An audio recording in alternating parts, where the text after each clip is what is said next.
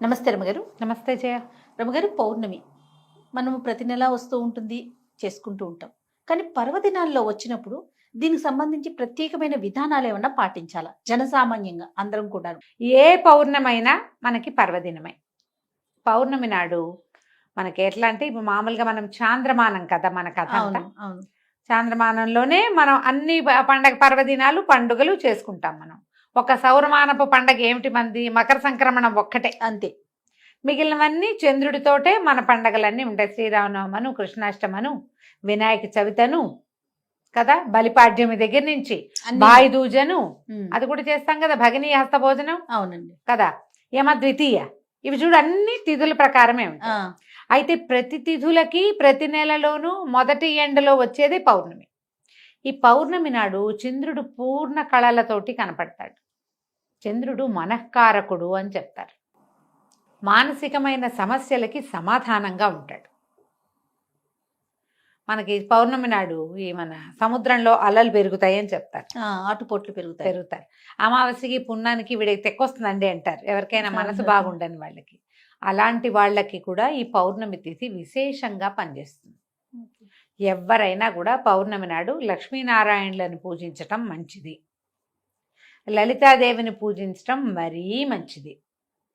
యుక్త వయసులో ఉన్న ఆడపిల్లలు, వివాహం కాని వాళ్ళు కానీ, సంతానం కలగని వాళ్ళు కానీ, ఏవైనా గ్రహదోషాలు లాంటి వాటితోటి బాధపడే వాళ్ళు కానీ, మానసికమైన అనారోగ్యంతో ఉన్నవాళ్ళు కానీ పౌర్ణమి నాడు పగలు ఉపవాసం ఉండి సాయంకాలం విష్ణు పూజ కానీ, లక్ష్మీ పూజ కానీ, లలితా పూజ కానీ ఏదైనా ఒకటి చేసుకుంటే ఈ సమస్యల్లోంచి బయటపడచ్చు. ఎవరైనా చేసుకోవచ్చు. దీనికి మడి అవి ఇవి ఏమిటేమిటో ఆలోచించద్దు. మీ ఇళ్లలో ఎలాంటి పూజా విధానాలు ఉంటాయి వాటిని అనుసరించండి. ఏదైనా పూజ చేసుకోవాలంటే మీరేం అనుసరిస్తారు? అదే అనుసరం. దీనికి మనం ప్రత్యేకంగా చేసేది ఏంటంటే పూర్ణబింబం వచ్చేస్తుంది. సాయంకాలం 6 అయ్యేసరికల్లా వచ్చేస్తాడు చంద్రుడు. ఆ బింబాన్ని చూసి నమస్కారం చేసుకోవాలి. మనం లలితా సహస్రనామాన్ని చదవాలంటే ఆ వెన్నెల పడే చోట కనుక కూర్చుని ఆ పూర్ణబింబంలో లక్ష్మీదేవినో, లక్ష్మీనారాయణులనో, లలితాదేవినో భావించి పూజించుకోవటం. ఓకే. మనకి ప్రతిమ కావాలి కాబట్టి ఇంట్లో ఏదో ప్రతిమ విశేషాలు ఉంటాయి కదా, అక్కడ పూజ చేసుకోవటం. వెండి గిన్నెలో పాయసం, పాలతోటి పాయసం చేసి పరమాన్నం చేయటం. అన్నంతో, సేమ్యాలు కాదు, సగ్గు బియ్యం కాదు, అన్నం వేసి బియ్యంతో పాలు పోసి క్షీరాన్నం చేసి వెండి పాత్రలో వేసి నివేదన చేసి ఆ ప్రసాదం తీసుకుంటే మనకి ఈ సమస్యలు తీరుతాయని చెప్తారు. ఇది చాలా కాలంగా చాలా మంది పాటించే పద్ధతి. నోముగా పెట్టుకోవద్దు, నోము అనుకోకండి, ఇది ఒక విధానం అంతే. కాదు రమ్మగారు, ఏరువాక పౌర్ణమికి కూడా ఇట్లా చేస్తారా? ఏరువాక ఏ పౌర్ణమికైనా చేసుకోవచ్చమ్మా. చంద్రుని యొక్క కిరణాలు పడి అవి తింటే కనుక సంతానం లేని వారికి సంతానం కలుగుతుంది. మీరు ఈ మొత్తం ఇన్ని నెలలు చేసుకోవచ్చు. ప్రతి నెల పౌర్ణమి వస్తుంది కదా, ప్రతి నెల చంద్రుడు అవే 15 కళలు నిండిపోయి కనపడతాడు మనకి. 15వ రోజు పూర్ణచంద్రుడుగానే దర్శనమిస్తాడు. అవును.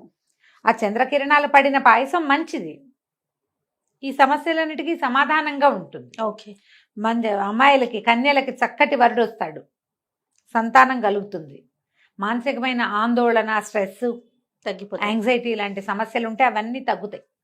ఏమైనా గ్రహ బాధలు ఉంటాయి, చాలా మందికి ఉంటాయి కదా జాతకం ప్రకారం, వాళ్ళు ఎవరైనా ఇది చేసుకోవచ్చు. పగలు కాస్త తేలిగ్గా తినటం, అన్నం తినకండి, ఇంకేదో టిఫిన్ ఏదో తినండి మీ ఓపిక ప్రకారం.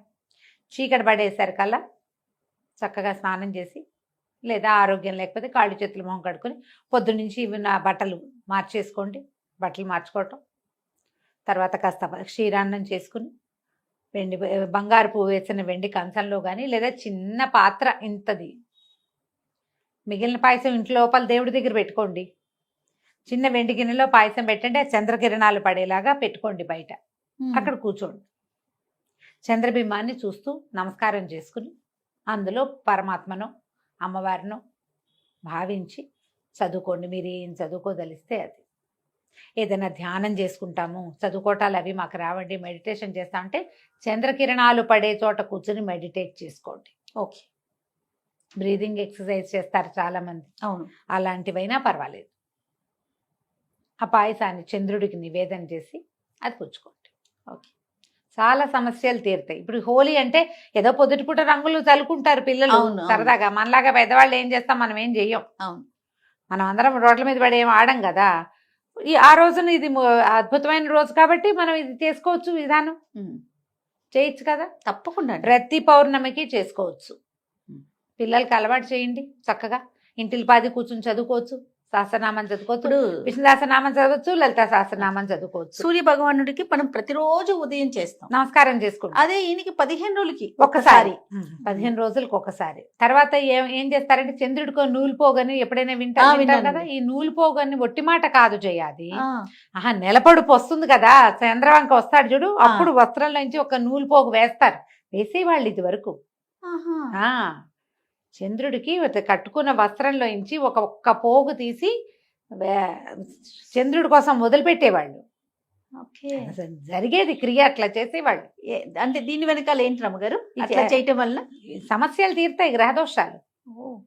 చేసేవాళ్ళు ఇది వరకు చాలా కాలం క్రితం. ఇటీవల మనం ఎవరి, ఎందుకంటే అసలు అంగవస్త్రం ధరించడం, పంచ ధరించడం పోయింది కదా జయ. అవునా కాదా? అవును కదా రమ్మగారు. మనకి ఉత్తరీయాలు పోయి టవల్స్ వచ్చినాయి. ఊళ్ళల్లో కూడా తువ్వాలు భుజాన్ని వేసుకుని తిరుగుతారు. అందులో నుంచి దారం రాదు బయటికి. అసలు ఎక్కడొస్తున్నాయి ఇప్పుడు? నీకు ఉత్తరీయంలో నుంచి వస్తుంది. కండువా వేసుకునేవాళ్ళు కదా పల్చటివి, అందులో నుంచి వస్తాయి. ఓకే. కట్టుకున్న వస్త్రం నుంచి ఒక్క పోగు తీసి అట్లా పోగు అట్లా కంత కనపడతాడు కదా నెలపొడుపు, ఆ పొడిచినప్పుడు అట్లా చంద్రుడికి సమర్పించటం. చాలా సమస్యలు తీరేవి ఇదివరకు అట్లా చేసేవాళ్ళు. అప్పుడు ఏం పాటించేవాళ్ళు జయ? ఇంత సోషల్ మీడియా లేదుగా పాత రోజుల్లో. వాళ్ళకి ఏం తెలుసు? అదేగా, వాళ్ళకి ఏం తెలుసు? శాస్త్రం తెలుసు, వాళ్ళకి విధానాలు తెలుసు. అందరూ చేయాలి సార్వజనిక. అసలు క్వశ్చన్స్ లేవు కదా రమ్మగారు. ప్రధానమైన పెద్దవాళ్ళు ఏం చేశారు, మనం ఇంట్లో అది ఫాలో అయిపోవటమే. అంతేకాని అది ఎందుకు చేయాలి, అది చేయటం వల్ల ఏమొస్తుంది, ఏమి రాదు, నో క్వశ్చన్స్. అదే కదా.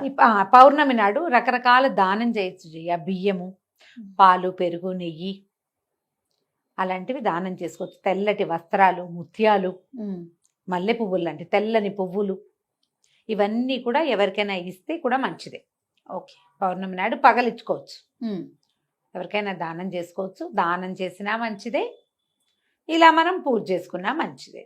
మీ అవకాశాన్ని బట్టి చేసుకోండి. తప్పకుండా రమ్మగారు. నమస్తే. నమస్తే జయ.